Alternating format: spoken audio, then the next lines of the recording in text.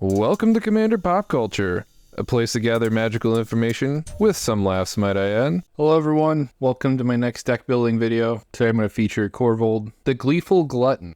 I want it all. Some things I came across when I was building this is it's going to be a little bit of a challenge, but where there's challenge, there is opportunity for uniqueness. Since this is a budget build, everything is going to be around $5 or less. I'm going to be kind of going from scratch if you're new here. I included the necessities, like 33 lands, 12 card advantage cards, 12 removal spells, 2 board wipes, 12 ramp spells. And usually, because those are just like staples and everyone knows about them, I take the liberty of adding those in and working from there instead of starting from truly scratch, which is nothing.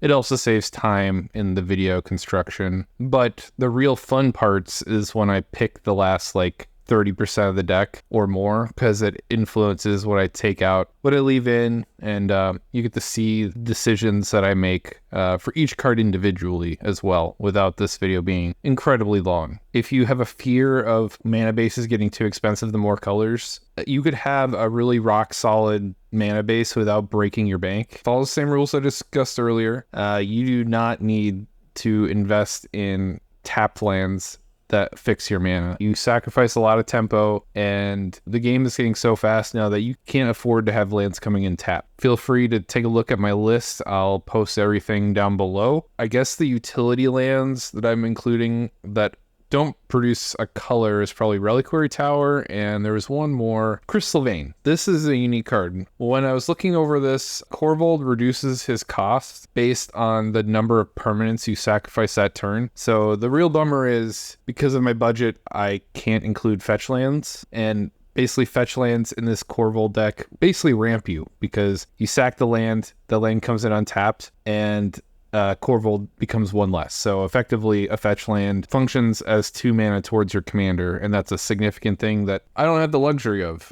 Some things that I can get away with, though, is like Fabled Passage. That requires me to have the 4th land come into play, but I'm probably not going to be able to play Korvold until I hit turn 4 anyways. Feels perfect for me. You just gotta kind of hold out and wait as long as you can with the Fabled Passage. And then Crystal Vein basically ramps you for 3, because it produces 2 mana on sacrifice, and then and also reduces the cost of Korvold by 1. It's a perfect land in this deck. Some other picks that might be unique. Helm of Awakening. The reason why I'm including this in the deck is because you care about permanents of multiple varieties. Having a coupon that affects everything in your deck, they're rare, and yes, Helm of Awakening does help your opponents, but in theory, you should be able to put it to better use than most people can. And let's see. I think the only people who take better advantage of Helm of Awakening is folks that are playing eggs, and if you have that kind of game knowledge going into a game, just don't play Helm of Awakening. That's just a bad idea. Like, let it sit in your hand. Don't do them any favors. And if you don't know what eggs are, their goal is to reduce the cost of their artifacts to 0. Big fat goose egg, and pretty much cast their whole deck. If you know for a fact you have an opponent that's sitting at your table and wants that kind of effect, just avoid it. It's a dead card, but that happens in Magic sometimes. Then I have, staple removal. Everything's instant speed in 2 mana or less. Same with my mana ramp, everything's 2 mana or less. The card advantage is a little more unique because Korvold could get to an insane power real fast. I kind of want to take advantage of that, and I have card advantage pieces that reward you for having a big creature in play. Boy, that thing's big. Normally I would only go for these when I could get a big power from my command zone, and that's why I'm running things like Karuk Primal Hunter. It's -3 unless you draw cards equal to Grace Power. And I think I have 2 more cards that do the same thing that are sorceries. Soul's Majesty, and there's one more. Return of the Wild Speaker. Weirdly, those 3 spells cost 5. I could go for a 6th and play the Kaladesh card that lets you cast a spell for free. That's 5 or less mana, but I'm just going to start off with these, and they're cheaper for quite a powerful effect. Unique board wipe, because Korvold's a dragon. Crooks of Fate can help you dodge killing your own commander, which is why I like it. It's also, there's not a lot of budget-friendly board wipes in the game. And then I included Blasphemous Act, probably one of the best board wipes of all time. You can get this for $2. There's no reason why anybody should not own a copy of Blasphemous Act. It's just too good. I forgot to mention, when he deals damage to a player, you put X counters on him and draw X cards, where X is the number of permanent types in your graveyard. The top paragraph cares about the permanent types you sack in turn. I like to use EDH Rec to start off for like getting my juices flowing. I think the focus of the deck is just getting Korvold in play. It's a very Voltron battle cruiser kind of deck. I care about permanents sacking themselves, but more importantly, I want permanents to sack themselves for mana to really push Korvold into play as fast as I can and keep them in play. I'm just going to be focusing on permanents that make mana and die at the same time, and just kill people out of the game with commander damage. Because I'm not going to be running a whole lot of creatures and a lot of ways to defend myself, I'm probably going to be like peppering in some lifelink just to keep my life total nice and high. I guess rubber band myself back to a safe place. Lifelink is a great mechanic because you basically allow yourself to go balls to the wall, not care about the repercussions of people beating on you. And because it gets so big so fast, if 3 people are ganging up on you, it might not be enough based on his power that you could get him up to. And you kill people pretty quickly, so worrying about 3 people beating on you all game might not be a factor towards the mid game for sure. Wild Canter, perfect. It's a creature, has a sack outlet, produces mana. Tireless Provisioner is great. Play that. Making mana for free by doing nothing. Making land drops. Awakening Zone, we'll throw that in here. Goldhound's nice. Sacks itself, and it's 2 permanent types for mana. That's perfect. Even on a budget, you could have a very strong and powerful deck. Reckless Barbarian, another good pick here. I want to net mana. I don't want to be breaking even. You know what I mean? Like, I could play Harrow, sack a land, and put 2 lands into play, but what's the point? You know what I mean? I'm just left off where I started, so it kind of doesn't make any sense. I guess I'm increasing my permanent count in my graveyard with Harrow, but that's about it. I feel like I could do better. I could get a land in my graveyard and net mana in some way. I am a huge fan of Orcish Lumberjack, but because I can't consistently loop lands on my graveyard, I kind of don't want to pursue it. Trees are people too! Save this tree! In my CDH decks, oh, you bet your sweet bottom I play Orcish Lumberjack. I don't know how many games I've won because of a turn 1 Orcish Lumberjack. It's that good. I honestly think everyone should own one of these in their collection because it's that good. And for 50 cents, it's a steal. I guess Ramen Excavator is not too bad. It's $4.13. I'm going to add it for now and then see if I could shoehorn a land package that's, you know, worth pursuing. Blood Pet, Mahadi, Emporium Master seems nice. Never tried that out before. I could include things like Mirkwood Bats and Mayhem Devil, but like that forces me to diverge from my game plan, and my game plan is to kill people with commander damage. So what's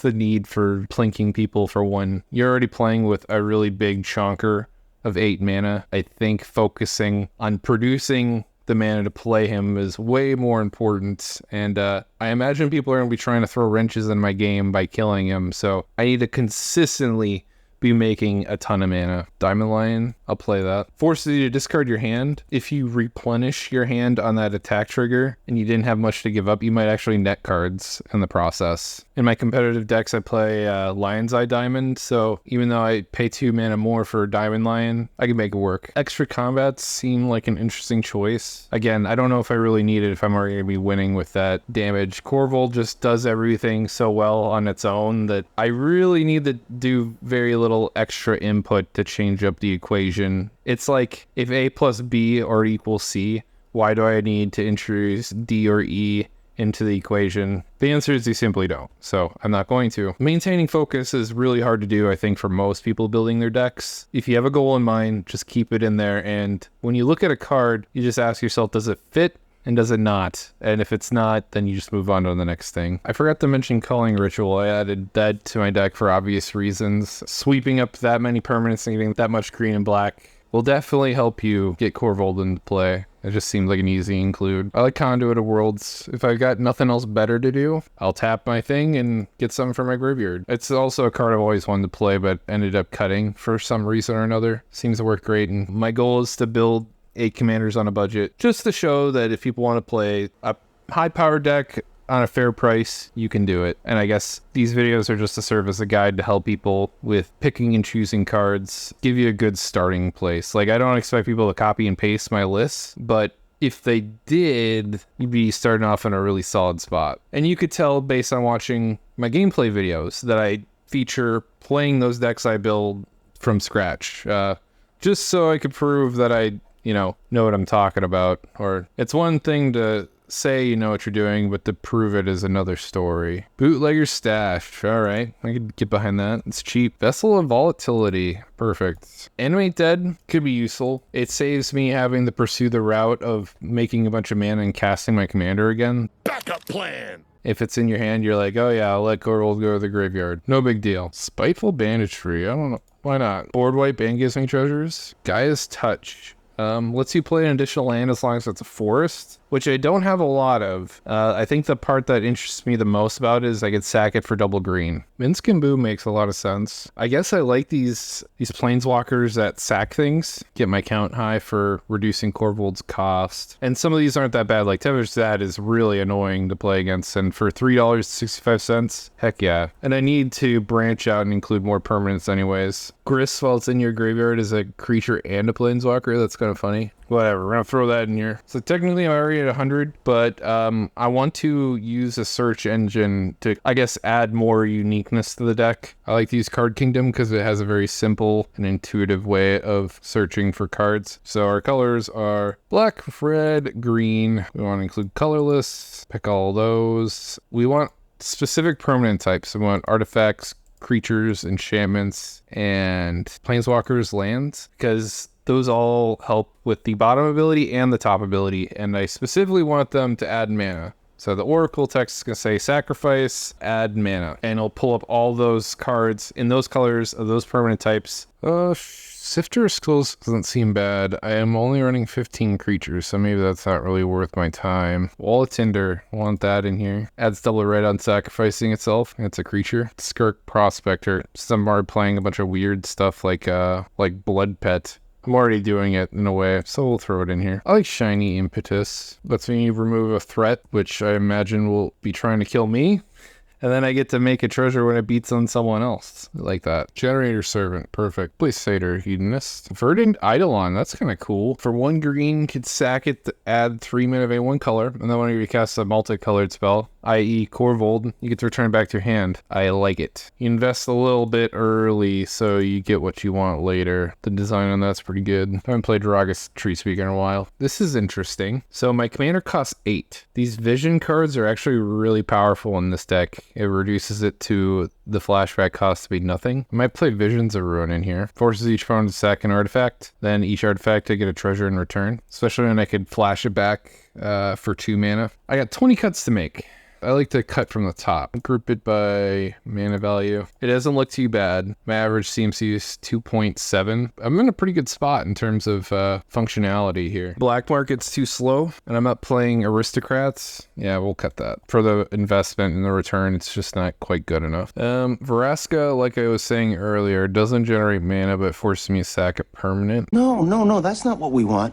Korvold and the Noble Thief are probably also too slow. I'm not all too excited for an investment of 4 mana to get 1 treasure. I'm going to get rid of this. Get rid of Grim Hireling. Much better. Probably don't need Facebreaker. We'll keep Grist in here. I like the flexibility, and I like that it counts as 2 permanents in my graveyard. Soldevi Adonate specifically says black or artifact creature, so that might be too narrow. Since most of my creatures are doing like a duty of sacrificing for mana, maybe I don't need those. Sacrifice, you're out, and plunge, burnt offering. I said I want some lifelink in here, so let's get that. Whip's good. I like Whip because I could get my commander back and just leave him in the graveyard to get 1 more use out of him. I don't mind that. How much is it going for? Basilisk Collar. It's cheap to equip. I like that. I don't like how expensive the mask and the Locks on a Warhammer is to equip. Poet's Quill has learned, so if I got a dead card in my hand, I could I guess, increase the permanent types on my graveyard. So I'm gonna make 11 cuts still. I think Seething Song, get rid of that. Wondering if I need Baba Lysaga anymore. Most of my permanents sack themselves, so I don't really need Baba to do the job for me. So let's get rid of that. Don't really need Siphon Mind. Maybe Awakening Zone is not where I want to be. The games are longer because I'm playing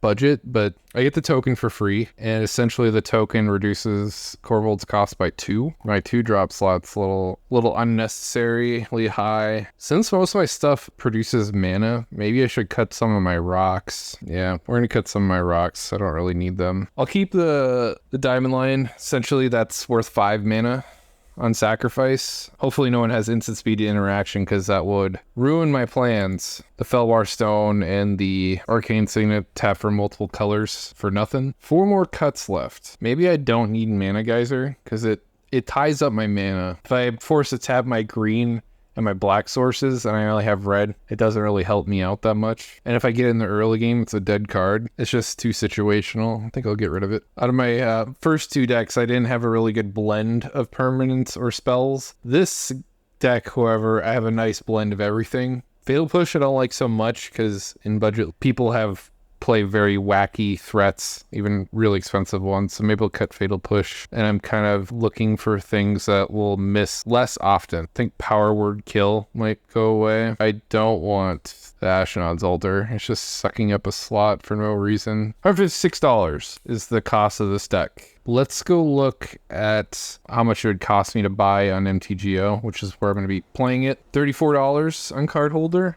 Since I never showed people how to buy decks on MTGO, I'm going to show you how to do it. I need to export the list. You just go to here, hit more, and export. I go into my collection, add deck. We will import what I just exported. As you can see, I'm missing a couple of cards. Anything with this like yellow border on it, I don't actually own. So we're gonna right click, add missing cards to wish list. Of the 100 card deck, I don't own 30 of them, but if I'm going to be making recommendations for people to buy cards, I should own them myself as well. So we're going to do that. And we export for wish list, just overwrite the old one I had. And then we go to my website that I buy my Magic cards from for MTGO, and that's Goatbots. It's just the best of the best. And I click upload deck, hit wish list, and the computer just does everything for you. I just picked the cheapest versions because nothing looks pretty on MTGO anyways. I got the cards that I'm missing. I will be investing $22. And that's the beauty of it.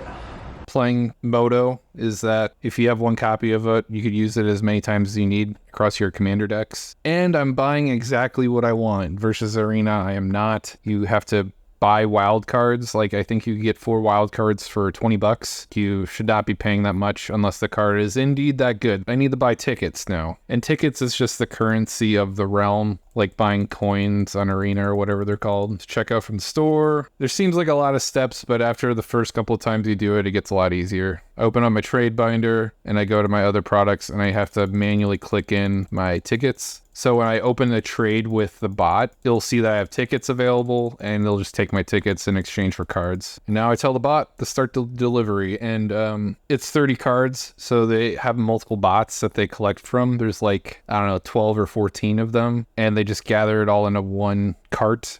And then they notify me on Moto. Even though they're budget cards, I feel like Magic is going to be around to stay for a very long time, including Moto for that matter. Every card will eventually find a home somewhere down the road. I get to use it again. If I'm playing it, it's worth owning. I think I'm giving myself too much credit, but Magic is a hobby and not a livelihood for me. So when I spend my money, I want to get my money's worth, versus if I was doing this on Arena, getting the exact cards I want to play for the deck that I want to be doing, it's hard to build on a budget because Arena doesn't really let you do that. I mean, you could grind and you could play for hours to get the cards you want, or you could just do it like this and just get the things you want and need, and only get the things you need. I don't need a bunch of junk piling up on my Arena account. So I got the notification, just click and drag everything over, and we confirm the trade. It's all ready to go and play.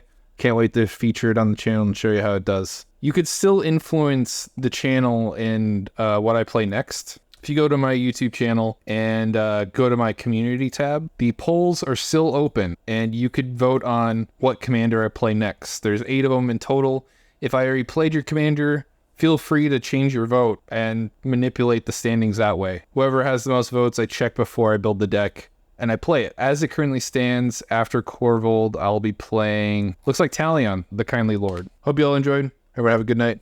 Bye.